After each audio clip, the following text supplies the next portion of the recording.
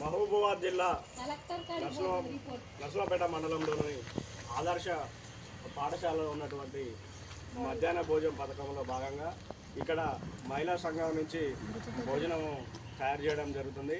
వీళ్ళకి కనీసము సరైన రైసు సమకూర్చడంలో ప్రభుత్వం విఫలమైంది.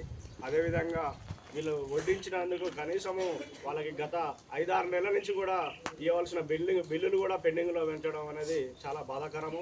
ఇక్కడ ఉన్నటువంటి ఎక్కువ శాతం పేద మధ్యతరగతి వాళ్ళు ఇక్కడ ఉండడం జరుగుతుంది.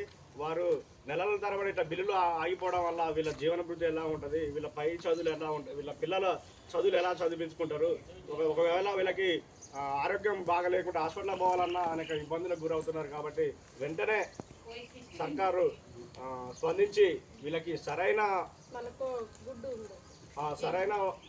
సౌకర్యాలు కల్పించాలి. ఇక్కడ తెలంగాణ వ్యాప్తంగా అన్ని మోడల్ స్కూల్లో కూడా ఒక వంట షెడ్ అనేది లేకుండా పోయింది. ఈ వంట షెడ్ లేకపోవడం వలన వీళ్ళు అనేక ఇబ్బందులు ఎదుర్కొంటున్నారు. ఇక్కడ కుక్కల బెడద ఉంది, పందులు ఉన్నాయి, కోతులు సంచరిస్తున్నాయి. వీళ్ళకి భద్రత లేకుండా పోయింది. కాబట్టి వెంటనే వీళ్ళకి ఒక వంట గదిని ఏర్పాటు చేయాలా.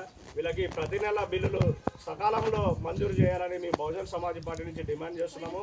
లేని ఏడల మేము పెద్ద ఎత్తున ఆందోళన చేస్తామని తెలియజేస్తూ బహుజన సమాజ్ పార్టీ మహబూబాబాద్ జిల్లా ఇన్ఛార్జ్ ఎల్ విజయకాంత్.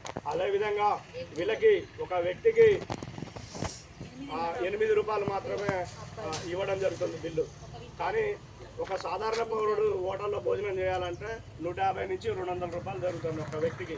కానీ మరి వీళ్ళకి 8 రూపాయలే చేసి వీళ్ళు సకాలంలో మంచిగా సక్రమంగా వండించలేదని వీళ్ళ మీద కూడా అనేక రకమైన ఒత్తిళ్లు తీసుకొచ్చి భయభ్రాంతులకు గురి చేస్తున్నారు. వీటిని మేము ఉపేక్షించము, సహించము. వీళ్ళకి వెంటనే స్పందించి వీళ్ళకి భద్రత కల్పించాలా. వీళ్ళకి సకాలంలో ఉద్యోగ రీతిలో స్కేల్ కూడా కల్పించి ప్రభుత్వం ఆదుకోవాలని మేము బహుజన సమాజ్ నుంచి డిమాండ్ చేస్తున్నాం. జై భీమ్, జై భారత్.